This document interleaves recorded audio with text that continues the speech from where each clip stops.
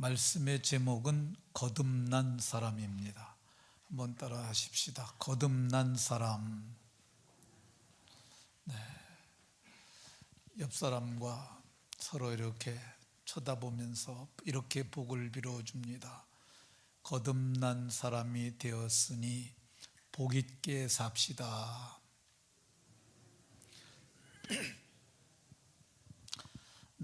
이제 거듭난 사람들이 되었으니까 복 있게 사시는 복이 모두에게 있으시기를 예수님 이름으로 축원합니다. 사람이 세상에 태어나는 것은 아주 신비한 일입니다. 특별히 자기의 자녀나 손녀가 이 세상에 태어나는 것은 참으로 기대되고 감사하고 행복한 일입니다. 지난 여름에 제게도 둘째 손녀딸이 외손녀딸이 출생했습니다. 미국에 있는 제 딸이 이 아이들의 사진을 편집해서 올렸어요.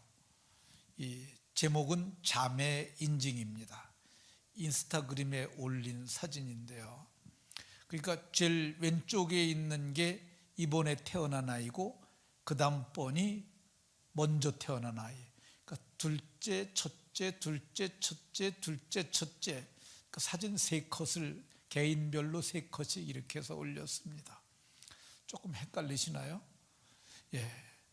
시차가 있습니다. 한 2년 터울로 났으니까 저 지금 현재의 모습을 보여주는 사진이 하나 더 있는데 저 정도 차이 나게 지금 이렇게 잘 자라고 있습니다.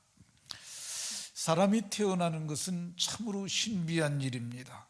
그런데 성경은 첫 번 출생하는 육으로 난 것만 가지고는 안 된다고 얘기를 합니다.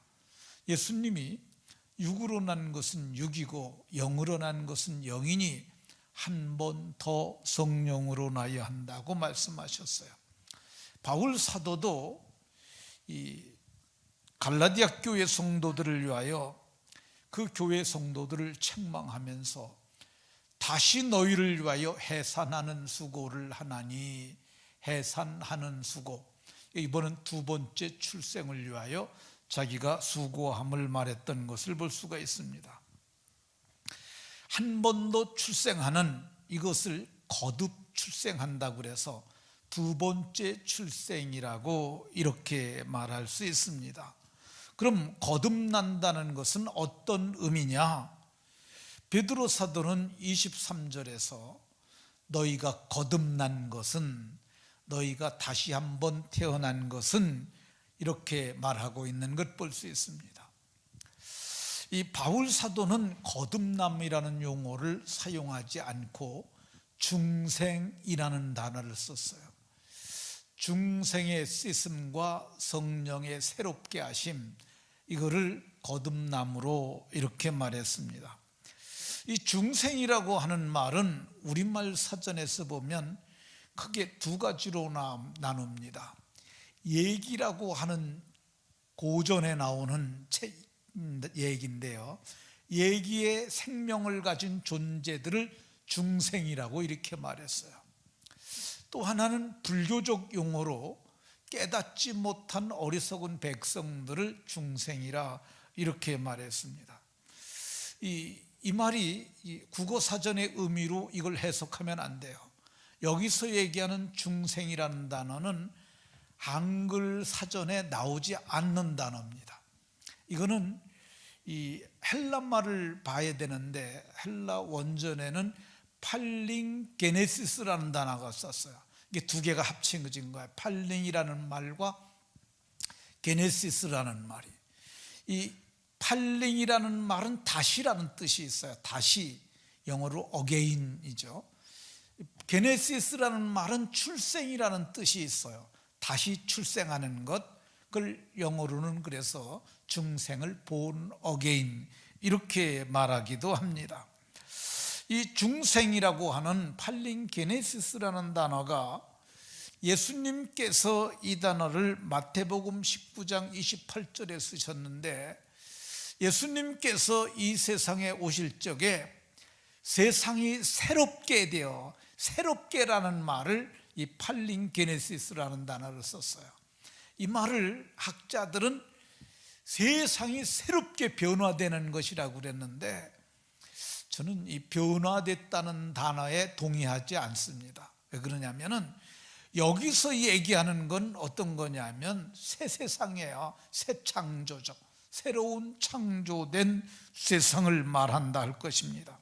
그래서 여기 본문이 말씀하는 거듭난다는 것은 새로운 창조를 의미하는 거야. 바울 사도는 고린도전서 5장 17절에서 너희가 그리스도 안에 있으면 새로운 피조물이라, 새 존재로 지음받게 되었다는 겁니다. 그러니까 이 거듭났다는 것은 새로운 피조물, 제4의 인류, 새로운, 그러니까 영광스러운, 지상에 살지만 영광스러운 나라에 들어갈 영원한 생명을 가진 존재로 새롭게 된 사건을 말하는 거죠. 그래서 거듭남은 개인의 일생에서 이거보다 더 큰 사건은 없고요, 이 사건이 일어난 사람들은 삶의 변화가 오게 됩니다. 그를 전환점이라 할 수 있어요. 이 바울 사도께서 다메섹에서 주님을 만나고 변화되잖아요. 그를 다메섹 경험이라고 이렇게 학자들은 말을 해요. 그러니까 우리 모두가 다메섹 경험이 있게 되는데, 그 다메섹 경험은 삶의 방향을 바꾸는 터닝 포인트가 됩니다. 그것이 제게도 그랬고 예수님을 믿은 사람들은 다 이것을 경험하게 됩니다. 그러면 거듭나는 것의 실제적인 예는 어떤 것이 있을까? 우리는 그 예를 예수님에게서 찾을 수 있습니다. 요한복음 3장에는 예수님과 베드로 사도만 거듭남이라는 단어를 썼는데, 그때 거듭남에 대해서 예수님이 말씀하셨어요. 어느 날 밤중에 니고데모라는 사람이 예수님을 찾아왔어요. 이 니고데모는 유대인의 관원, 개역개정판에서는 유대인의 지도자라고 이렇게 표현을 했어요. 이 사람은 성경이 뭐라고 말을 하냐면요, 이 사람은 이스라엘의 선생이라고 예수님이 말씀하셨어요. 이 선생은 랍비죠, 랍비. 그리고 이 사람은 태어날 때부터 바리새인이었어요. 바리새인의 아들로 태어난 바리새인이었는데, 성경에 보면 1회에 한 번씩 금식하는 사람, 박하와 회양과 근체의 10의 1조, 좀 쉽게 표현을 하면 채마밭에서 배추 10포기 탔는데 그거의 한 포기를 이걸 11조로 바치는 사람, 그리고 고춧가루 한 근 가지고 그걸 돼가지고 그걸 11조로 바치는 철저하게 율법백다로 신앙생활을 하는 사람이었는데, 그가 밤에 예수님께 찾아왔어요. 이 밤이라고 하는 시간은 저녁이 아니에요. 저녁이 아닌, 사람들이 오고 감이 없는, 아마도 적어도 9시부터 12시 그 정도가 되지 않았을까. 제가 생각하건대 적어도 9시는 넘어서 예수님을 찾아오지 않았을까. 그 이유는 이 니고데모가 사람들을 의식한 거야. 내가 랍비인데 내가 예수님을 찾아가는 것이 혹시 내게 무슨 일이 일어나지 않을까, 그리고 내가 좋지 않은 평판을 받을 수도 있겠다라는 생각에서 굉장히 주의하고 찾아간 것으로 보여집니다. 예수님을 대면하고 말했어요. 예수님은 하나님께로부터 오신 분이 틀림없는 것 같습니다. 왜 그러냐면 예수님께서 죽은 자를 살리고 문둥병을 고치는 이러한 표적과 이적은 하나님이 함께 하시지 않으면 도저히 일어날 수 없는 그런 일인 것을 내가 알기 때문에 말씀드립니다. 근데 예수님께서 그 사람의 말하는 걸 다 들었어요. 그리고 그 의도도 알았어요. 그래서 예수님이 단도직입적으로 말했어요. 사람이 거듭나지 아니하면 하나님의 나라를 볼 수 없느니라. 지금 니고데모에 궁금한 건 뭐냐? 밤중에 예수님을 찾아오는 게 뭐냐? 지금 내가 전통적으로 바리새적인 삶을 살았는데, 랍비로서 내가 이걸 가르쳤는데 이것이 결국 하나님 나라에 들어갈 수 있는 가르침인가? 그게 궁금한 거거든요.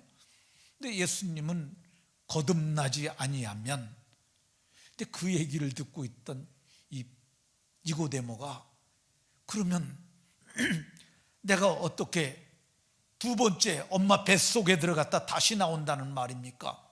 거듭이라는 말은, 다시 태어난다는 말은 엄마 뱃속에 들어가는 걸 생각할 수밖에 없잖아요. 그때 예수님이 말씀하시길, 내가 너에게 말하는 것은 물과 성령으로 나는 것이라고 말씀하셨어요. 그러니까 육으로 난 것은 육이고, 엄마 뱃속에서 난 건 육으로 난 것이고, 그러니까 이건 육이고, 영으로 난 것은 영이니 성령으로 나야 된다는 말이 그런 말씀이라고 이렇게 말씀했어요. 거듭남는다는 건 어떤 거냐? 그러니까 물과 성령이라고 그랬는데 나중에는 성령만 말씀하셨어요. 물은 세례를 의미하고요, 이 성령으로 난다는 말은 영으로 거듭 태어나서 아들의 영을 가진 자로 출생하는 것을 말합니다. 그러면 거듭난 것을 어떻게 알 수 있을까? 거듭난 것, 예수님이 바람에 비유하셨어요. 바람이 부는데 그 바람이 어디서 왔다 어디로 가는 줄 아느냐? 알지 못하지 않느냐? 성령으로 난 사람도 다 그렇다고 말씀하셨어요. 그렇지 않습니까? 바람이 어디서 왔는지, 바람이 시작점을 어떻게 알겠어요? 사람이 알 수 없어요. 그런데 어떤 사람들은 말하길, 너 출생한 생일이 있지 않느냐? 너 영적 출생한 날이 언제냐? 그걸 모른다 그러면 다시 복음을 전하고, 그래서 네가 오늘 거듭났다고, 이게 영적 생일이라고 이렇게 말하는 사람들이 있어요. 이거 성경적 아닙니다. 그냥 모르는 게 맞는 거야. 예수님이 그렇잖아요.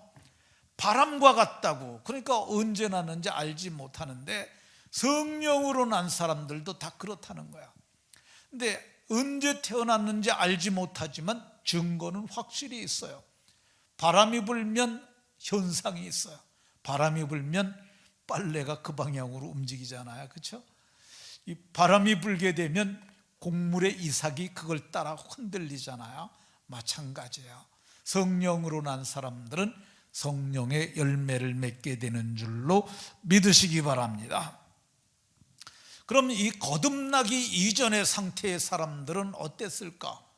성경은 허물과 죄로 죽었던 너희를 살리셨다 그러는데, 허물과 죄로 죽었어요. 이 반생반사네, 반쯤 살고 반쯤 죽은 거 아니고 완전히 허물과 죄로 죽었다고 이렇게 얘기를 합니다. 어디서 죽었을까? 성경은 하나님이 창조하셨던 에덴 동산에서 그들이 죽었다고 얘기를 합니다. 그 에덴 동산을 성경은, 에덴이라는 말이 기쁨이라는 뜻이에요. 그 기쁨의 동산에서 저들이 사망에 이르게 됐어요. 왜 죽었을까? 하나님의 말씀을 가볍게 여기다가 죽었어요. 하나님의 말씀은 오늘날도 무겁게 여겨야 됩니다. 하나님의 말씀을 가볍게 여긴 사람들은 모두 다 지금도 죽을 수밖에 없어요. 이 하나님의 말씀을 농담으로 여긴 사람이 있어요. 그게 누구냐면 롯의 사위들, 그 사람들 소돔과 고모라와 함께 거기서 하늘에서 유황과 비를 비같이 쏟는, 거기서 멸망당하고 말았어요. 하나님은 뭐라고 말씀하셨느냐 하면, 동산 중앙에 있는 선악을 알게 하는 나무의 열매는 먹지 말라. 내가 반드시 죽으리라. 그런데 말씀을 가볍게 여기고 먹음으로 범죄하여 죄의 삭스로 사람들이 에덴에서도 죽었어요. 왜 죽었습니까?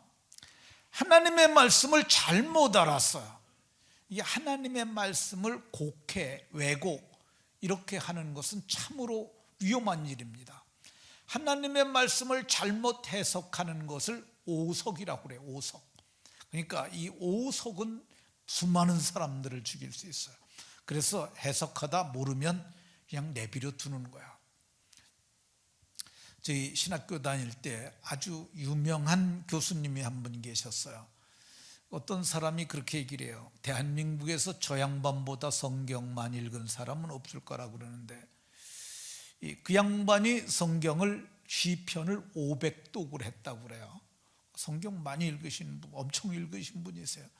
지금도 박희천이라는 교수는 지금도 성경을 은퇴하셨는데도 하루 7, 8시간씩 성경을 읽으신다고 그래요. 근데 이 성경을 잘 모르면은 그냥 내버려 두라고 그래요. 내버려 두. 온 땅 속에 있는 항아리 캐내려고 그러다가 곡괭이질 잘못하면 항아리 깨트리니까 깨지 말라고. 베드로 사도들 사사로이 풀다가 멸망에 이른 자가 있다고 얘기를 했어요. 그래서 성경을 해석하는 것이 아주 중요한데, 하와가 잘못 알았어요. 하나님은 반드시 죽으리라고 그랬는데, 그는 따먹지 말라, 반드시 죽으리라고 그랬는데 먹지도 말고 만지지도 말라. 만지지도 말라는 말을 풀었어요. 더하거나 감하면 안 된다고 그랬거든요. 근데 이는 더한 거예요. 죽을까 하노라.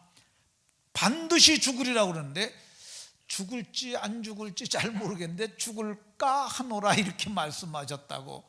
이게 말씀을 감한 거죠. 더하고 감함으로 말미암아 그가 범죄하여 죄의 삭수로 죽게 됐습니다. 아담과 하와가 왜 에덴 동산에서, 죄 없는 동산에서 죽었느냐? 뱀이 여자에게 이르기를 네가 결코 죽지 아니할 거라고 그랬어요. 뱀의 말을 들었어요. 그러니까 우리는 들려오는 소리가 세상의 소리 있어요. 사탄의 소리도 있어요. 근데 우리는 하나님의 말씀을 들어야 되는데 뱀이 이런 말을 그걸 귀하게 여겼어요. 그리고 저울질했어요. 하나님 말씀, 뱀의 말. 저울질하다가 뱀이 한 말이 더 좋은 것 같아. 그래가지고 그 여자가 뱀의 말을 듣고 가서 나무를 보니 보암직도 하고 먹음직도 하고 지혜롭게 할 만도 하고, 그래서 탐스러운지라 그 나무에다가 그 열매를 따먹고 자기와 함께한 남편에게도 주니 그도 먹고 함께 죽었다고 이렇게 말합니다. 그러면 죽음이 어떻게 왔을까? 이 죽는 게 어떻게 하는 것이라고 얘기를 하느냐면요, 죽음이 영혼과 육체가 나누어지는 것이라고 얘기를 해요. 베드로 앞에서 아나니아와 삽비라 부부가 다 죽습니다. 근데 혼이 떠나니까 남편 곁에다가 데려다가 장사했다고 그래요. 죽은 거 장사했다. 혼이 떠나면 죽는 거야. 그게 분리해. 육체와 영혼이 분리되면 죽는 거야. 아담이 범죄하니까 어떤 일이 일어났어요? 전에는 하나님과 함께 동산에서 같이 지냈어요. 근데 하나님께서 그 동산에 소리를 내시니까 아담과 그의 아내가 여호와의 낯을 피하여 동산나무에 숨어버리고 말았어요. 그리고 하나님이 그를 불렀어요. 아담아 어디에 있느냐? 하나님께서 아담을 부르시니까 그가 말하길 내가 두려워 숨었나이다. 영적인 분리가 일어난 거야. 영적 죽음이에요. 영적 죽음만 왔느냐? 육적 죽음도 왔어요. 아담이 셋을 낳을 때가 130살이었다고 이렇게 얘기를 해요. 그 후에 800년을 지내면서 자녀를 낳았고 930세를 살고 죽었다고 얘기를 합니다. 죽으리란 말씀대로 죽은 거야. 원래는 생명나무의 열매를 따먹고 영생할 수 있었는데 그가 하나님 말씀 버리고 마귀 말 듣고 결국 인류에게 죽음을 가져다 줬어요. 그러면 죽음은 어떤 현상이 나타날까? 영적으로 죽은 사람들. 지금 여러분들은 허물과 죄로 죽었던 사람들인데 새 생명을 얻고 그래서 영이 살아나서 영으로 예배할 수 있는 거야. 근데 예배하지 못하는 수많은 사람들, 세상 사람들이죠. 이거 제정신들 아니죠. 영적으로 죽은 거야. 에베소 2장 1절에는 허물과 죄로 죽었다고 얘기를 하고요. 죽으니까 공중의 권세 잡은 자를 따랐는데 그게 곧 불순종의 아들들 가운데 역사하는 영을 따랐다고 얘기를 하고 있어요. 그러니까 이게 지금 세상 사람들은 이 불순종의 아들들 가운데 역사하는 영, 사탄의 영이죠. 그리고 공중의 권세 잡은 자, 마귀를 따르는 거야. 그래서 세상 사람들은 우리와 하는 게 엄청나게 달라요. 제정신이 아닌 짓들을 하는 사람들이 수없이 많아요. 그 대표적인 예가 동성애죠. 여러분, 그게 도대체 이해가 갑니까? 아니, 한번 생각을 해보세요. 남자하고 숙회하고 이게 생물학적으로 맞아요? 암캐하고 산다 그러면 그게 그런 개를 보셨어요? 그게 생물학적 증식도 안 되는 거잖아요. 짐승도 안 하는 짓을 저들이 공공연하게 해요. 그러고서 거기다가 미사려구를 갖다 붙여가지고 그걸 미화를 해가지고 이거 좋은 것냥 얘기를 해요. 이거 짐승들도 안 하는 것들이에요. 그러니까 이게 불순종의 아들들 가운데 역사하는 영을 따라서 국회가 그거를 갖다 합법화해 주려고 지금 그 정의당의 어떤 그 생긴 건 예쁘게 생겼던데, 멀쩡하게 생겼던데 그 여자가 발의를 해갖고 그걸 민주당에서 계속 밀어줘 가지고 하려고 그래요. 저는 이걸 참 도무지 이해가 안 가는데 성경이 뭐라고 그러냐면 그거 영적으로 죽어서 그런 거다. 이성은 있는데 영이 죽은 거야. 그래서 이성적 이해는 하는데 영적으로 불순종의 아들들 가운데 역사하는 영이 저들을 사로잡고 있어서 저들이 그런 짓을 합니다. 그래서 성경은 육체의 욕심을 따라 지내며, 허물과 죄로 죽으니까 육체의 욕심을 따라 지내며, 육체의 욕심을 따라서 무슨 짓들 합니까? 먹고 마시고 죽이고 훔치고 그런 거 아니겠어요? 그러니까 날마다 보도되는 사회면의 기사들, 그리고 뉴스의 사회를 취재한 기사들을 보게 되면 그거 더 먹으려고 죽이고 뺏고 살인하고 그거 다 그거잖아요. 이게 허물과 죄로 죽은 사람들의 모습입니다. 그럼 우리도 이제 아담도 930살을 살고 죽었는데 그럼 육체적 죽음은 어떻게 오느냐? 다 아시죠? 우리 장례식장 가보면 이 사람 이래서 죽었대. 아담은 930세를, 그때는 환경이 너무 좋아서 홍수 이전인 거로 930세를 살았어요. 그러나 지금은 어떻습니까? 지금은 엄청나게 나쁜 세상에 살고 있는 거예요. 그러니까 새하늘 새 땅이 창조할 때까지는 세상이 새롭게, 아까 얘기했잖아요, 팔링게네시스가 일어날 때까지는 우리가 이 악한 세상, 험한 세상에 살게 되는데, 바울 사도는 이거를 정리해서 이거 한 사람 아담으로 말미암아 죄가 세상에 들어왔고 죄로 말미암아 사망이 와서 모든 사람들이 죄를 진 거와 마찬가지가 됐으므로 사망이 모든 사람에게 이르렀고 그래서 사망은 우리에게 왕노릇했다고 이렇게 말씀합니다. 그러면 이렇게 허물과 죄로 죽은 사람들이 어떻게 다시 살아날 수 있을까? 새 생명을 가진 존재로 어떻게 살아날 수 있을까? 제일 여기 지금 얘기하는 건 하나님께서 하시는 놀라운 사역이 있으세요. 하나님께서 자기 아들 예수의 피뿌림을 허락하신 사람들이 있어요. 피뿌림을 얻기 위하여 택하신 사람들이 있어요. 하나님이 택하시는 거야. 그리고 이 택한 자들에게 구원의 피뿌림의 은혜를 얻게 하기 위해서 복음의 제사장들을 일으켰어요. 그 복음의 제사장들을 일으키셨는데 바울 사도가 내가 복음의 제사장이라고 그랬어요. 근데 복음의 제사장이 하는 게 뭐예요? 제물 드리는 거죠. 근데 재물이 뭐예요? 이방인들이에요. 이 바울 사도는 선교지에 있으니까 믿지 않는 사람들을 데리고 하나님 앞에 나가는 거야. 근데 오늘 제사장 복음회, 이 지역의 복음회 제사장들은 누구예요? 우리들이죠, 우리들. 그래서 믿지 않는 사람 데려다 하나님 앞에 받으실 만한 제물로 드리는 거죠. 근데 이렇게 제물로 드리는데 아주 중요한 거 있어요. 하나님께서 마음을 열어주셔야 돼요. 열어주시지 아니하면은 저들이 듣지도 못하고 깨닫지도 못해요. 아무리 노력해도 안 됩니다. 제가 이번에 지난주에 우리 영상전도 축제 했잖아요. 근데 제가 아는 사람이 있어요. 근데 그 사람이 남편 전도하려고 이름을 써서 봉투에다가 넣고서 올리면서 하나님, 내 남편 구원해 주세요. 남편 이름이 박준수인가 그래. 남편이 참 착한 사람이에요. 그러니까 이번에 제가 물어봤어요. 이번에 남편 전도해야죠. 그랬더니 제가 목사님, 그래서 엄청 잘하고 있다는 거야. 최선을 다해서 남편을 섬겼다는 거야. 그리고 그래서 제가 초등부 교사인데 그날은 집에서 남편하고 하려고 지금 다 준비해 놓고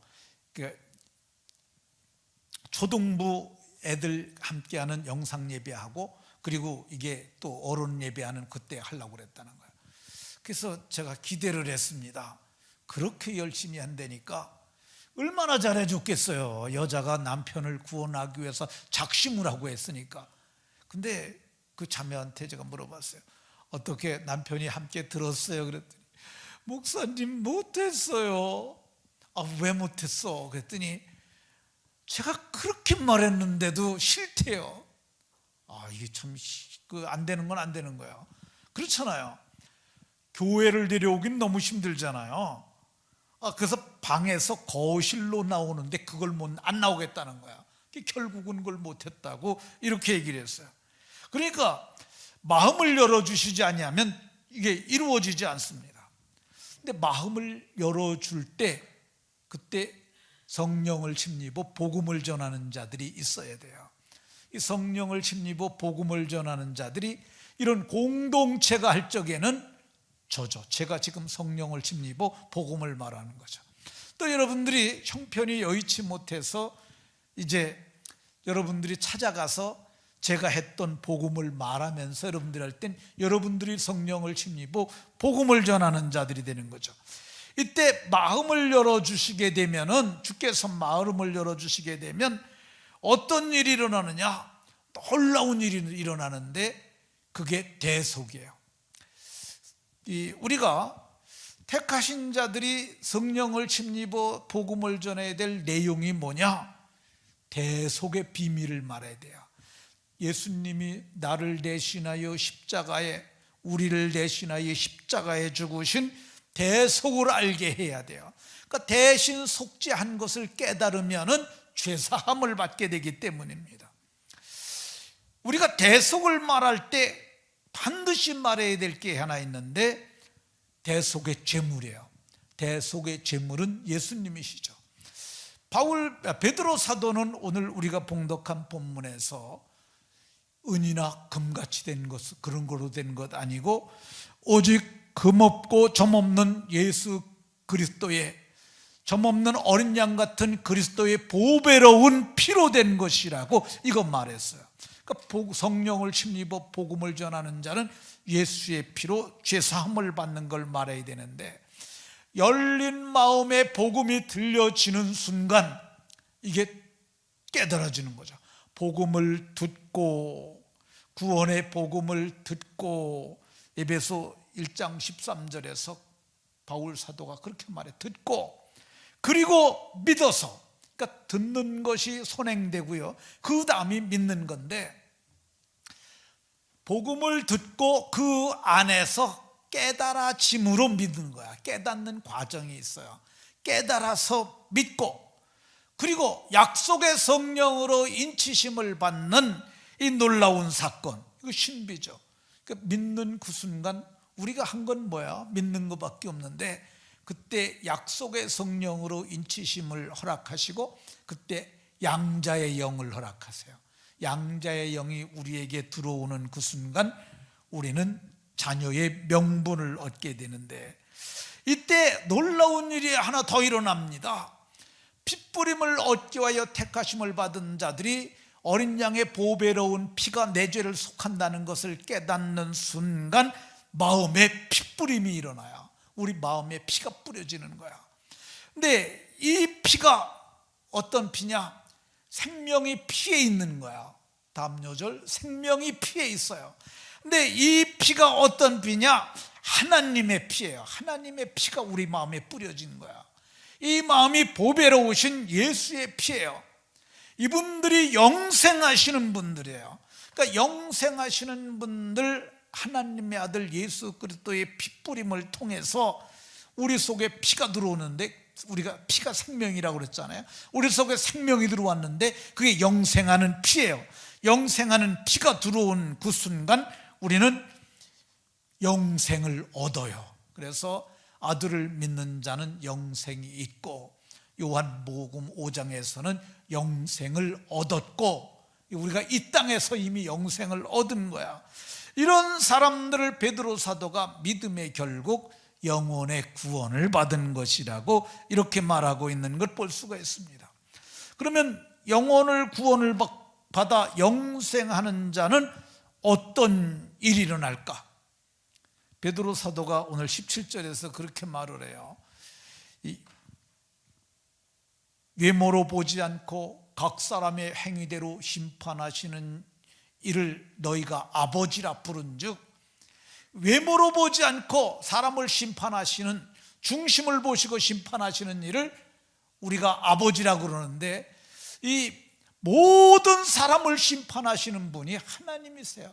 하나님을 아버지로 부르게 되는 놀라운 변화가 일어나는데, 이거를 성령으로, 예수님은 영으로 난 자는 다 이러하니라, 성령으로 난 자라고 그러고, 이때 받은 우리가 이 영으로 날 적에 아들의 영을 받아 하나님을 아빠, 아버지라고 부르게 됐는 줄로 믿으시기 바랍니다. 하나님을 아버지라고 부르니까 우리는 이제 하나님의 가족이 된 거야. 그래서 베드로 사도는 하나님의 권속이 되었다고 이렇게 얘기를 합니다. 바울 사도께서 이제는 하나님의 권속이 됐다고 얘기를 하고, 그래서 하나님의 권속이 됐으니까 하나님이 우리를 생명책에다 이름을 쓰셨어요. 믿는 그 순간 천국의 호적이 생겼어요. 그리고 바울 사도는 이제는 내가 땅에 살지만 나 시민권 이제 받았다, 가기만 하면은 내가 이 하늘나라의 시민이 된다고 이렇게 말씀하고 있습니다. 그럼 이렇게 놀라운 변화를 받은 우리가 어떻게 살아야 할까? 사도는 14절에서 너희 사욕을 본받지 말고, 옛날에 했던, 전에 알지 못할 때 따르던 옛날에 했던 짓 이제 그만하라고 이렇게 얘기를 하고 있습니다. 그러니까 삶이 변화되어야 된다고 이렇게 말합니다. 근데 이게 실제로 될까? 됩니다. 예수님을 극적으로 믿은 저 같은 사람은 완연하게 보이고요, 모태신앙은 그게 언젠지 모르지만은 분명히 그 분기점이 있어서 삶이 달라졌어요. 저는 이제 좀 부끄러운 얘기입니다만은 믿기 전날 사나이 가슴에 불을 당기라, 그런 수술이 있었는데 그거를 오후 3시부터 저녁 예배 드릴 때까지 먹었으니까 너댓 시간 먹었죠. 참 이게 제정신이 아니도록 술을 처먹은 거죠. 술 처먹고 집에 가다가 오토바이가 왼쪽에 첸지레바가 있어요. 근데 뒤로 한번 오토바이가 나가자 뻗었는데 첸지레바가 뒤를 안 넘어가요. 그래 2단이 들어가는데, 그러니까 1단만 놓고 그냥 비가 쏟아지는데 왱왱대고 가다가 가다 보니까 불 켜진 데가 있더라고. 보니까 교회예요. 저기 가면 비 좀 피하겠다고 거기로 들어가가지고 거기서 그 미친 짓을 했죠. 술 처먹고 미친 짓을 했는데, 근데 그날 이후로, 그날 그게 제 인생의 분기점이에요. 그날 이후로 지금까지 이 소주든 막걸리든 마시지 않았어요. 지금까지 술, 그날 이후부터 지금까지 안 마셨어요. 근데 여러분들은 잘 모르시는데 저를 아는 분이 한 분 계신데 저희 어머니예요. 저희 어머니가 제가 술 안 먹는 걸 보고 너 교회 계속 다녀라. 왜 그러냐면 오토바이 뭐 타고 술 먹고 돌아다니니까 죽을까 봐. 근데 제가 술을 조금 먹은 게 아니에요. 술 정말 많이 먹었고, 제가 이제 그 사상의학에 보게 되면 태음인이에요. 이 목양 체질에 속하는데 목양 체질은 간이 크대. 이 간이 술을 이게 보면 이게 술을 정화시키는 게 간이에요. 그러니까 간땡이가 크니까 술을 먹어도 많이 먹어도 채질 않는 거야. 근데 제가 그날 이후로 술을 끊었어요. 큰 변화죠. 그날 이후부터 교회를 다니기 시작했어요. 한 번도 주일을 빼진 적이 없어요. 지금까지요. 지금까지. 그 큰 변화 아니겠어요? 지금까지 근 40년 동안을 한 번도 교회를 빠지지 않았어요. 그날 이후부터 제가 통기타를 들고 노래를 안 불러요. 대중가요를 전 끊으려고 맘먹은 적이 없어요. 저도 사실 대중가요 책이 이만큼 있었어요. 그거 가지고 코드 잡아가면서 기타 치고 막 그랬는데 되지도 않는 노래를 막 꽥꽥거리면서 술 처먹고 불렀었는데 그날 이후로 지금까지 대중가요를 지금까지 안 불렀어요. 그러니까 이게 굉장한 변화잖아요. 그러니까 너희 옛날에 했던 거 그거 본받지 말고 어떻게 살아야 할까? 내게 가져다 주실 은혜를 온전히 바라라. 13절에 마음에 허리를 동이고 겸손하게 허리를 동이는 건 옷 매는 거예요. 이게 옷을 출렁출렁하지 않게 잡아매고 일하는 때 자세요. 근신하여. 그리고 장차 여기서 가져다 주실 은혜는 나타나실 때 나타나는, 그러니까 장차 일어날 영광스러운 날을 바라보면서 영광스러운 즐거움으로 즐거워하며 그 날을 바라고 얘기를 하고 있어요. 어떻게 살아야 할까? 15절과 16절에 보면 오직 너희를 부르신 이처럼 너희도 모든 행실에 거룩한 자가 되라. 그러니까 우리가 믿어서 구원받는 데는 우리가 한 게 없어요. 그냥 깨닫고 믿은 것밖에 없어요. 근데 사는 것은 구원은 단번에 받는 거기 때문에 한 게 없지만은 지금부터는 어떻게 하라고 그러냐? 이제 구원받았으면은 너희 거듭났으면은 너희를 부르신 거룩한 하나님처럼 너희도 말도 행실도 거룩한 자가 되라고 이렇게 얘기를 합니다. 이제부터는 분투의 노력의 삶이 필요한 거야. 그래서 예수님 믿고 퍼져 있으면 안 돼요. 날마다 깨어서 기도하고 그리고 말씀을 따라 살려고 애쓰는 부단한 노력이 필요한 줄로 믿으시기 바랍니다. 어떻게 살아야 하느냐? 21절에 믿음과 소망을 하나님께 두고 22절에서는 마음으로 뜨겁게 형제를 사랑하며 지내고 어떻게 살아야 되느냐? 갓난 아기들 같이 신령한 젖을 사모하라고 얘기를 하고 있어요. 로얄 젤이라고 하는 식품이 있습니다. 유장로님 로얄 젤이 많이 생산하시죠? 네, 그거 비싸죠, 그죠? 그 여왕벌이 먹는 거죠, 왕벌이. 네, 왕벌의 양식이에요. 근데 우리에게는 우리가 왕 같은 제사장이 됐잖아요. 그러니까 이제는 신령한 젖, 이게 로얄 젤이라 할 수 있어요. 예수 믿는 사람들이 로얄 젤이, 하나님의 왕자들이 먹는 로얄 젤인 신령한 젖을 사모하고 그거 먹으면서 자라나는 거죠. 날마다 이거 먹어야 되는 거예요. 날마다. 여왕벌이 하루 먹고 일주일 굶으면 그게 제대로 되겠어요? 제대로 왕벌 못 되죠. 그러니까 우리가 장차는 하나님과 그리스도의 제사장이 되어 1000년 동안 그리스도와 더불어 왕 노릇할 존재들이잖아요. 그 왕이 되려면 신령한 젖을 많이 먹고 그리고 열매 맺어 자라라고, 열매 맺어 자라라고 이렇게 말합니다. 말씀 마치도록 하겠습니다. 우리 모두가 구원을 받고 거듭남의 은혜를 입었습니다. 아는 것과 믿는 것에서 잘 자라서 주 앞에 섰을 때 복된 인생들이 다 되시길 예수님 이름으로 축원합니다.